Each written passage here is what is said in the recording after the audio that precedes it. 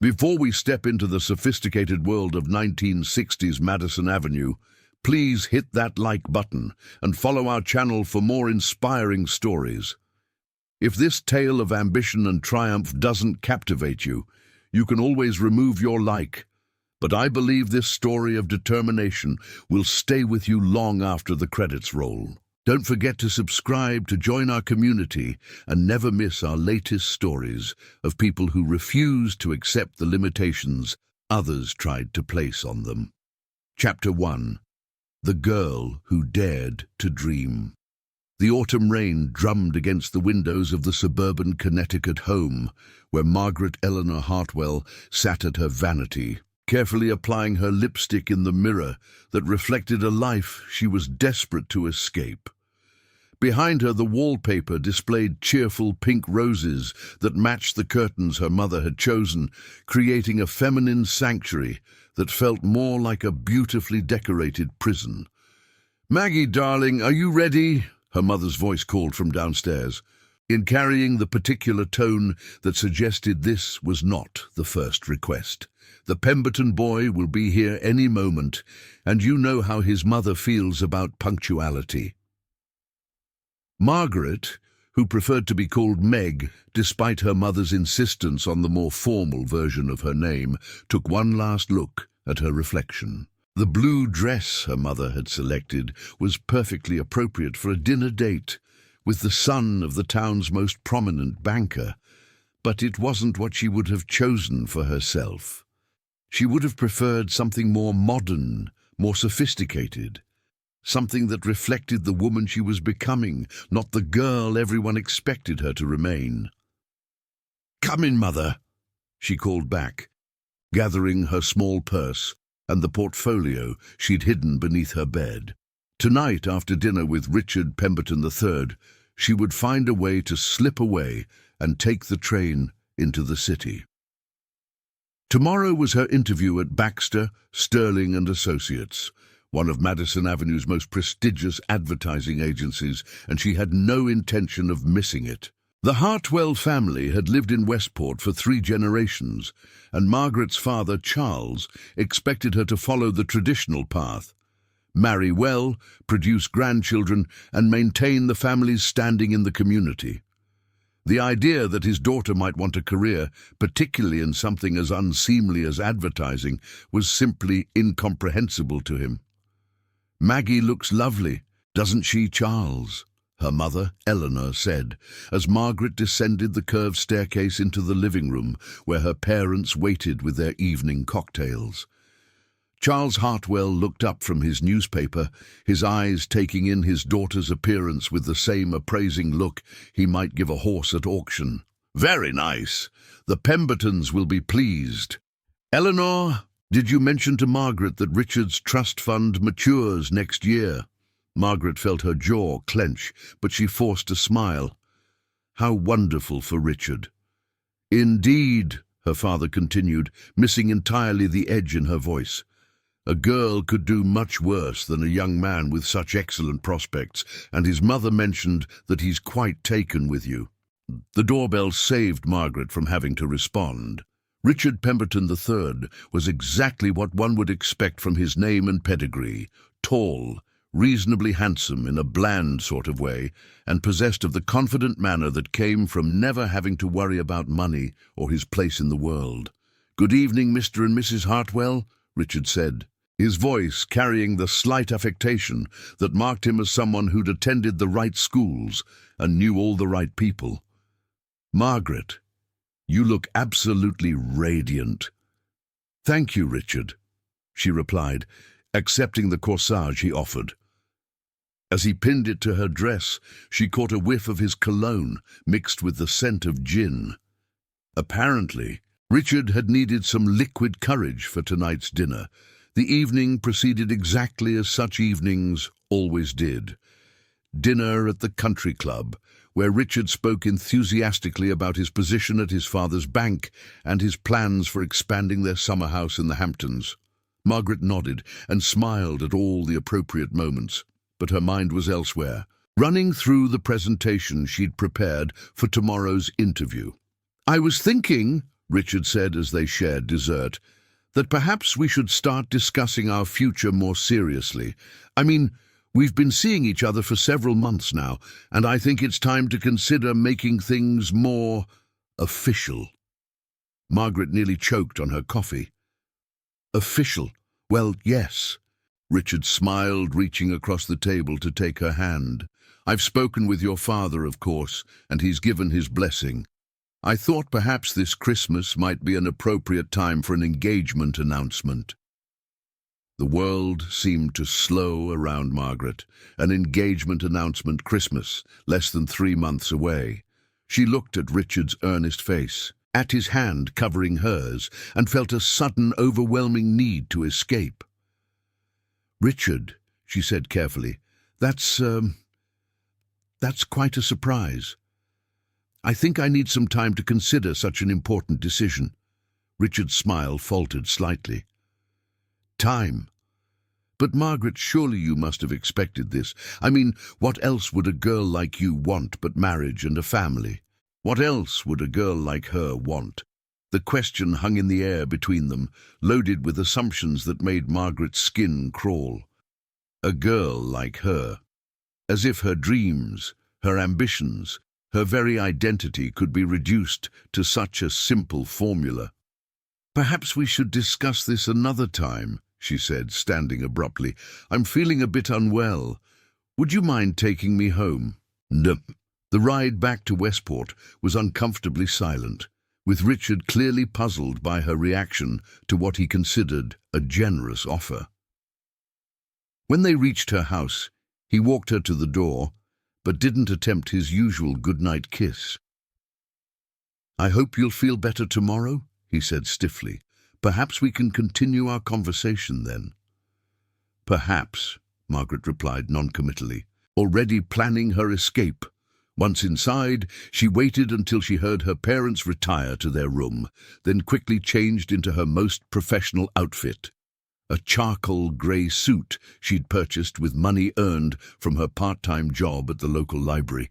She pinned her hair into a sophisticated chignon and applied her makeup with the precision of someone preparing for battle. The train into Manhattan was nearly empty at that hour, giving her time to review her portfolio one final time. For the past 2 years, while everyone assumed she was content with her library job and her steady dating of Richard Pemberton, Margaret had been secretly studying advertising, analyzing campaigns, and creating her own spec ads for major brands. She'd started by reading every advertising trade magazine she could get her hands on, studying the work of creative directors like Bill Bernbach and David Ogilvy. She'd learned about target demographics, brand positioning, and the psychology of consumer behavior. Most importantly, she'd discovered that she had a natural talent for understanding what motivated people to buy products. Her portfolio contained campaigns she'd developed for everything from automobiles to soap, each one demonstrating her ability to combine compelling visuals with persuasive copy. She'd even created a mock campaign for a new line of cosmetics aimed at working women, though she'd been careful not to let anyone see it. The very idea of cosmetics for career women would have scandalized her mother and confirmed her father's worst fears about his daughter's inappropriate interests. Grand Central Station buzzed with early morning commuters as Margaret emerged from her train, her heels clicking confidently on the marble floors. She'd been to the city many times, but never like this. Never with such purpose, such determination to forge her own path. Baxter, Sterling and Associates occupied the top 3 floors of a gleaming glass and steel tower on Madison Avenue. The elevator that carried her to the 32nd floor was filled with men in identical grey suits, all carrying briefcases and radiating the self-assured manner of people who belonged in this world. Margaret stood among them, her portfolio clutched firmly in her gloved hands, and refused to let her nerves show.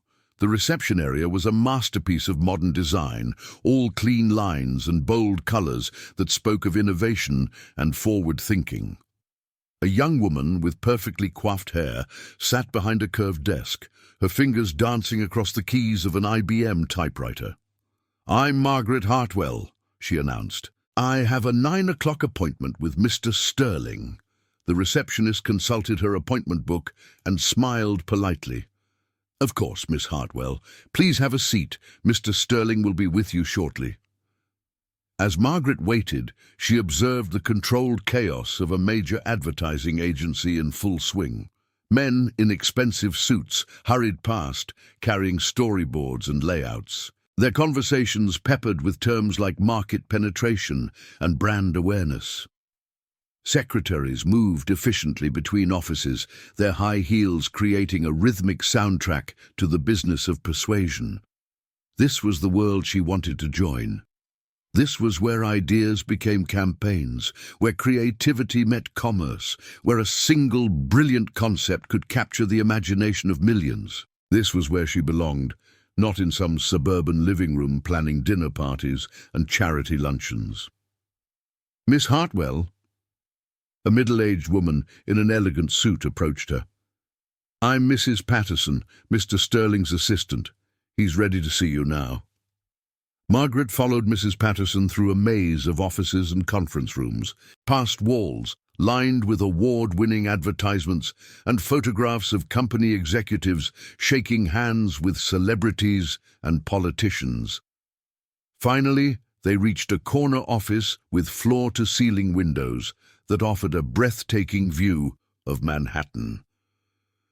Roger Sterling was younger than she'd expected, probably in his early 40s, with the kind of silver-haired distinction that suggested he'd been born to wear expensive suits. He stood as she entered, extending his hand with a smile that seemed genuinely warm. "Miss Hartwell, welcome to Baxter, Sterling and Associates. Please have a seat." Margaret settled into the chair across from his desk, placing her portfolio on her lap and trying to project confidence despite the butterflies in her stomach. "I have to admit," Sterling said, settling back into his chair, "your letter intrigued me. It's not often we receive applications from young women seeking creative positions. Most are more interested in secretarial work." "I'm not most women, Mr. Sterling," Margaret replied, meeting his gaze steadily. "I'm here because I believe I have something valuable to offer your agency." Sterling raised an eyebrow, clearly amused by her directness. "Is that so? Tell me, what experience do you have in advertising?" "Practical experience?" "None," Margaret admitted, "but I've spent the past 2 years studying every aspect of the industry. I've analyzed your campaigns, your competitors' campaigns, and I've developed my own concepts based on what I've learned." She opened her portfolio and carefully removed her first presentation board. "This is a campaign I developed for Revlon's new lipstick line. The current advertising focuses on the product's long-wearing qualities, but I think they're missing the real selling point." Sterling leaned forward, his interest clearly piqued. "Which is?" "Confidence," Margaret said, her voice growing stronger as she found her rhythm. "Women don't just want lipstick that lasts all day. They want lipstick that makes them feel powerful, sophisticated, ready to conquer whatever challenges they face. Revlon Red, because the world is watching." For the first time since she'd entered his office, Sterling looked genuinely surprised. He studied her mock-up advertising layouts, his expression thoughtful. "Interesting approach," he said finally. "What else do you have?" Margaret spent the next 20 minutes presenting her work, watching as Sterling's initial polite interest evolved into something approaching excitement. Her campaign for Ford focused on the growing number of women who were purchasing their own cars. Her concept for IBM typewriters positioned them as tools of liberation for the modern secretary. "Miss Hartwell," Sterling said when she'd finished, "I'm going to be very frank with you. This is a man's business, and it always has been. Our clients expect to work with men. Our accounts are managed by men. And frankly, most of our female employees are here to support that structure, not challenge it." Margaret felt her heart sink, but Sterling held up his hand. "However," he continued, "your work is exceptional, fresh, insightful, and exactly the kind of thinking we need to stay ahead of our competition. The question is, are you prepared for the challenges you'll face as a woman in this industry?" "Mr. Sterling," Margaret said, her voice steady despite the adrenaline coursing through her veins, "I've spent my entire life being told what I can't do, what I shouldn't want, what isn't appropriate for someone like me. If I were afraid of challenges, I never would have walked through your door." Sterling smiled. And for the first time, Margaret saw genuine respect in his expression. "Fair enough. I'm willing to offer you a position as a junior copywriter. The salary is modest, and you'll be working on smaller accounts to start. But if you prove yourself, there's no limit to how far you could advance." Margaret felt tears of joy threatening to spill, but she maintained her composure. "Thank you, Mr. Sterling. When would you like me to start?" "Monday morning, 9 o'clock sharp. Mrs. Patterson will show you to your office and introduce you to your teammates." As Margaret left the Baxter, Sterling and Associates building, her signed employment contract safely tucked in her portfolio, she felt as though she were walking on air. The city stretched out before her, full of possibilities she'd only dreamed of. She had done it. She had taken the first step toward the life she wanted, the career she'd always known was meant for her. Now came the hard part. Telling her parents that their carefully planned future for her was about to be completely upended. Chapter 2. The Resistance. The train ride back to Westport felt shorter than usual, probably because Margaret was dreading the conversation that awaited her at home. She'd spent the journey rehearsing different ways to break the news to her parents, but none of them seemed adequate to the magnitude of what she was about to announce. The Hartwell house was quiet when she arrived, with only the soft sound of her mother's radio playing in the kitchen. Margaret found Eleanor preparing dinner, her hair perfectly styled, despite having spent the afternoon cooking, her apron protecting a dress that probably cost more than most women earned in a month. "Maggie, darling, you're home early," Eleanor said without looking up from the roast she was basting. "How was your day in the city? I thought you were just going to do some shopping." "Actually, Mother, I need to talk to you and Father about something important." Something in Margaret's tone made Eleanor pause in her work and turn around, her maternal instincts clearly sensing trouble. "What is it, dear? You sound so serious." "Is Father home?" "He's in his study. Maggie, you're worrying me. What's this about?" Margaret took a deep breath. "Could you ask him to join us in the living room? There's something I need to tell you both." 10 minutes later, the Hartwell family was assembled in their formal living room, with Charles settling into his favorite chair, while Eleanor perched nervously on the sofa. Margaret stood by the fireplace, her hands clasped behind her back to hide their trembling. "I have an announcement to make," she began, her voice stronger than she felt. "Today I interviewed for a position at an advertising agency in Manhattan, and I've been offered the job. I start on Monday." The silence that followed was deafening. Eleanor's hand flew to her throat in a gesture of shock, while Charles's face slowly turned the color of his evening cocktail. "Advertising?"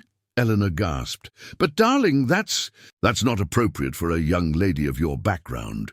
"What the hell is this nonsense?" Charles exploded, rising from his chair. "Margaret Eleanor Hartwell, you will march upstairs this instant and forget this ridiculous notion. No daughter of mine is going to embarrass this family by working in some carnival atmosphere with salesmen and publicity hounds." "Father, advertising isn't what you think it is," Margaret said, trying to keep her voice calm and reasonable. "It's a legitimate business that requires creativity, intelligence, and strategic thinking. Some of the brightest minds in America work on Madison Avenue." "Bright minds?" Charles laughed harshly. "Men who make their living by tricking housewives into buying products they don't need."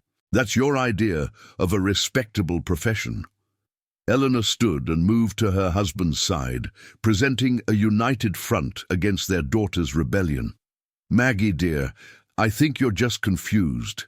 You've always been such a creative girl, and perhaps you think this job would be exciting, but you have to consider your future. What about Richard? What about the life you're supposed to build together?" "I don't want the life I'm supposed to build," Margaret said, the words erupting from her with more force than she'd intended. "I want the life I choose to build. And Richard. Richard and I are not suited for each other." "Not suited?" Charles's voice rose to a near shout. "The boy has excellent prospects, comes from a fine family, and he's willing to marry you despite your recent strange behavior. What more could you possibly want?" "I want a career," Margaret said simply. "I want to use my mind for something more challenging than planning dinner parties and organizing charity events. I want to create something meaningful, something that matters." "Daniel." Eleanor sank back onto the sofa as if Margaret's words had physically wounded her. "But darling, a woman's career is her family. Your grandmother understood that. I understood that, and someday you'll understand it too. These modern ideas about women working, they're just a phase that some girls go through before they mature enough to accept their true calling." "My true calling," Margaret repeated, her anger finally breaking through her careful composure. "And who decided what that was? Did anyone ever ask me what I wanted? Did anyone care that I might have dreams and ambitions that don't involve serving tea and arranging flowers?" Charles moved closer to his daughter, his face dark with fury. "Young lady, you have been given every advantage in life. The best education money can buy, a beautiful home, entry into the finest society, and now you want to throw it all away for some childish fantasy about being a career woman." "It's not a fantasy," Margaret said, pulling her employment contract from her portfolio. "This is real. I have a job offer from one of the most respected agencies in New York, and I'm going to accept it." Eleanor began to cry softly, dabbing at her eyes with a lace handkerchief. "What will people say? What will the Pembertons think? Oh, Maggie, you're destroying everything we've worked so hard to build." "The Pembertons can think whatever they like," Margaret replied. "And as for what people will say, let them talk. I'd rather be gossiped about for following my dreams than praised for living a life that makes me miserable." Charles grabbed the contract from his daughter's hands and scanned it quickly, his face growing darker with each line he read. "This is absurd. No daughter of mine is going to work as a copywriter, whatever that means, for $90 a week when she could be married to a man who'll inherit a fortune." "That's my decision to make, not yours," Margaret said, reaching for the contract. Charles held it away from her. "Like hell it is. You're 19 years old, and until you marry, you're my responsibility. I'll not have you embarrassing this family with your selfish nonsense." "Charles," Eleanor said quietly, "perhaps we should discuss this calmly." "There's nothing to discuss," Charles interrupted.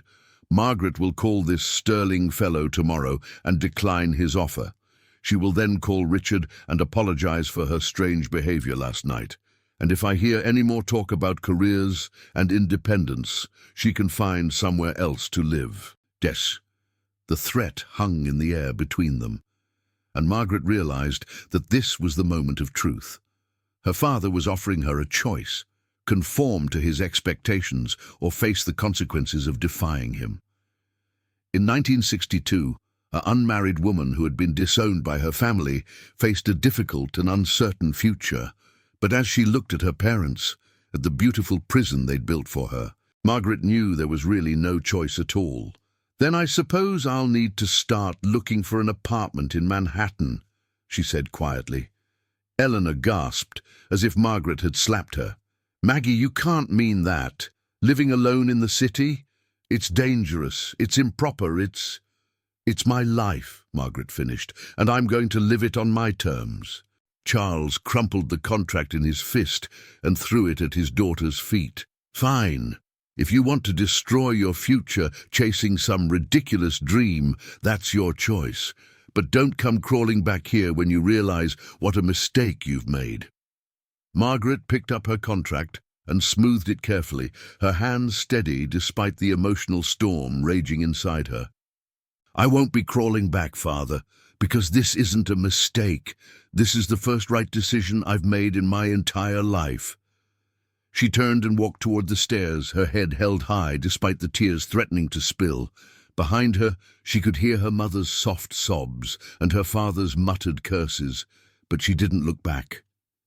There would be time for regret and second thoughts later, but right now she needed to pack and figure out how she was going to survive in Manhattan on $90 a week.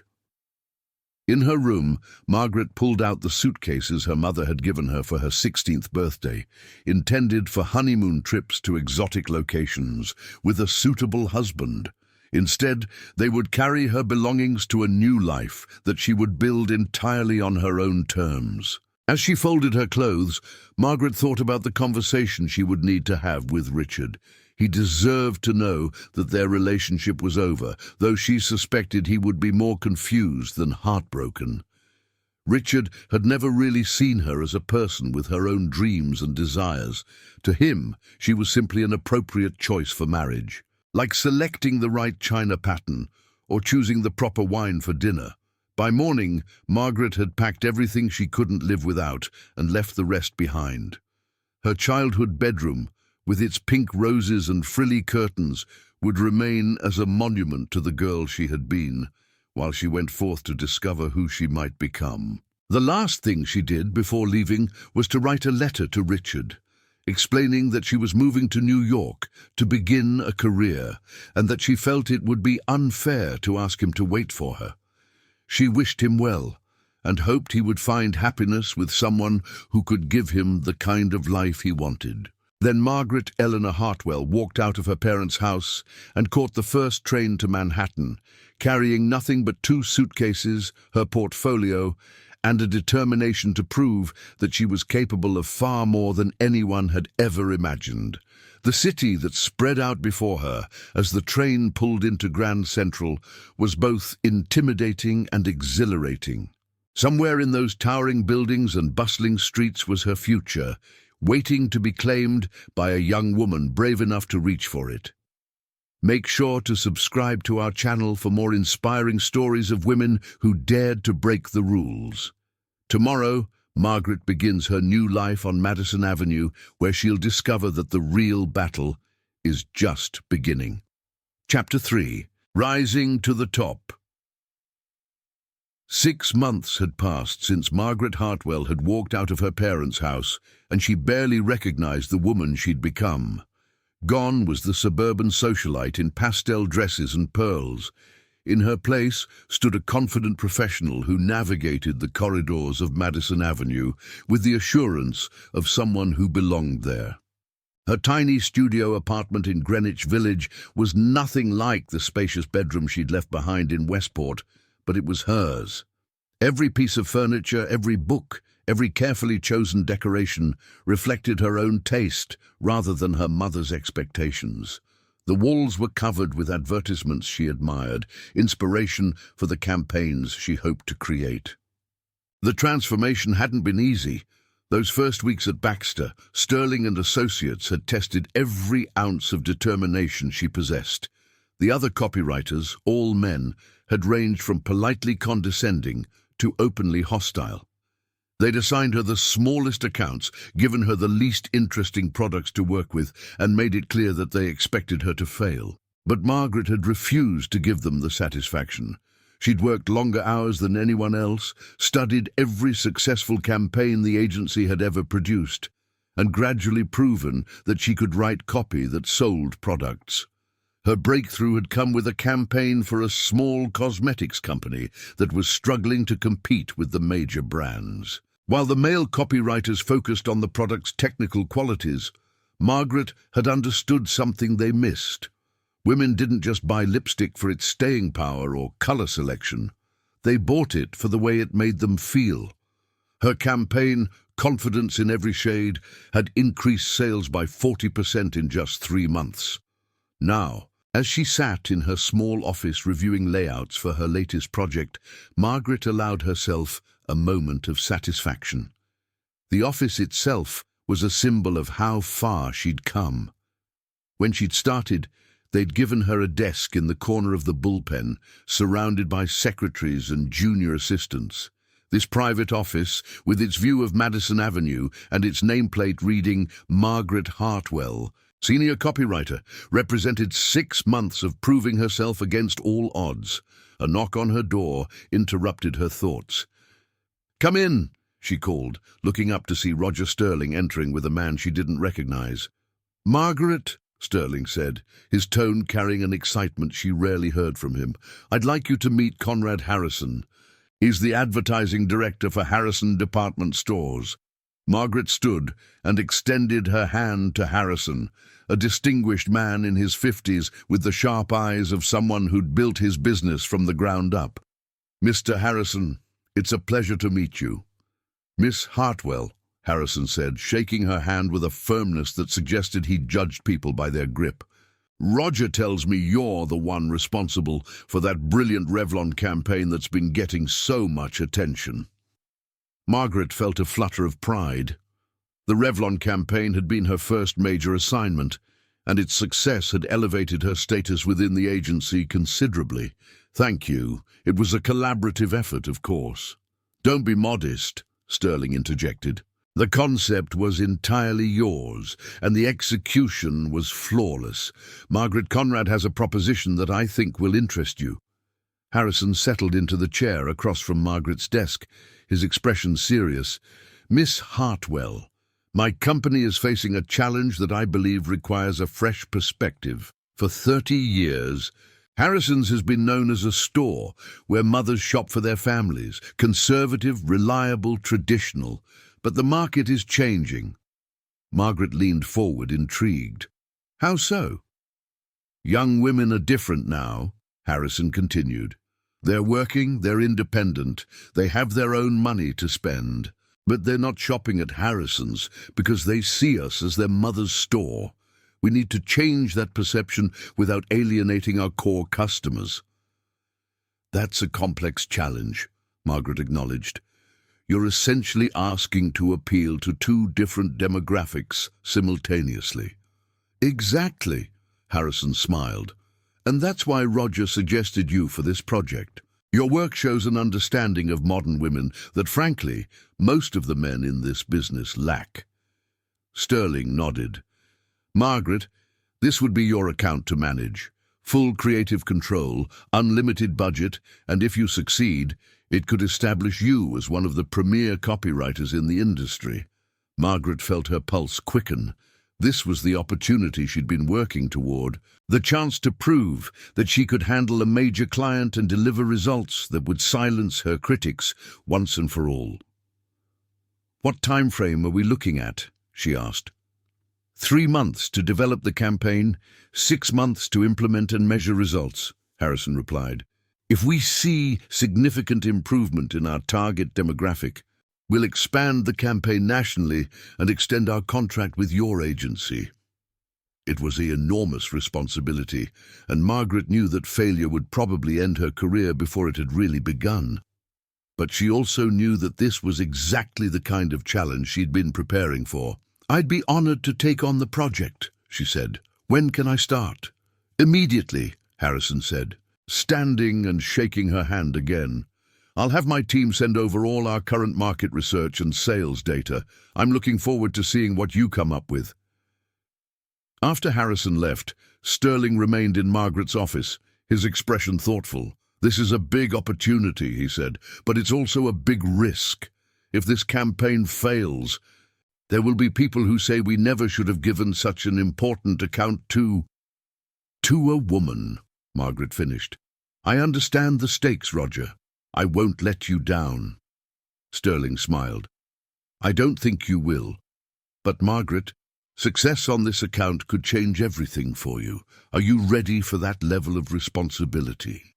Margaret looked out her office window at the bustling street below, at the city that had welcomed her dreams when her own family had rejected them. "I've been ready my entire life." The next 3 months were a whirlwind of research, creativity, and innovation.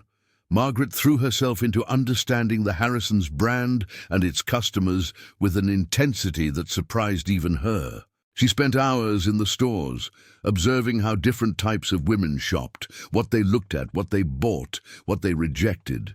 She interviewed young professional women about their shopping habits, their fashion preferences, their lifestyle aspirations. She studied demographic data and market trends until she could recite them from memory. Most importantly, she developed a campaign concept that was unlike anything anyone had ever attempted.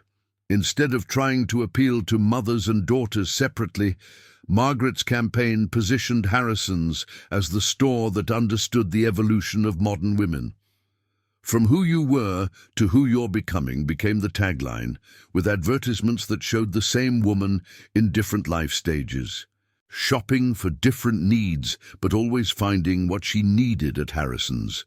The visual campaign was stunning, sophisticated black and white photography that felt more like art than advertising, with copy that spoke to women's changing roles without alienating traditional customers.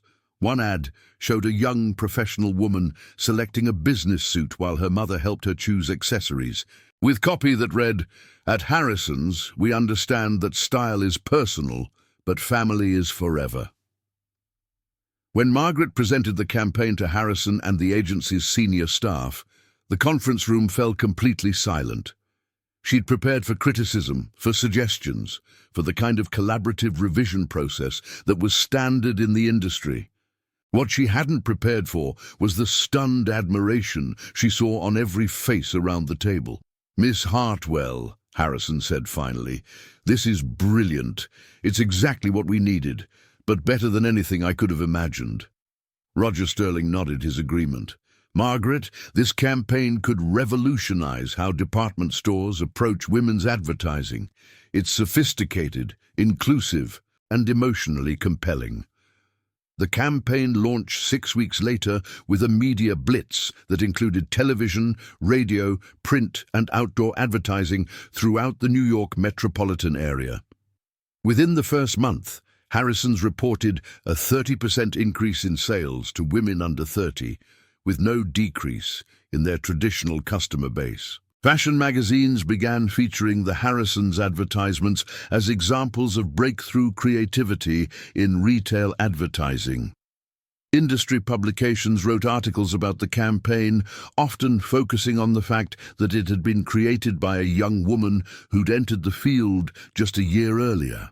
Margaret found herself invited to speak at advertising conferences, to serve on industry panels, to consult with other clients who wanted to understand how to reach modern women. Her salary doubled, then doubled again.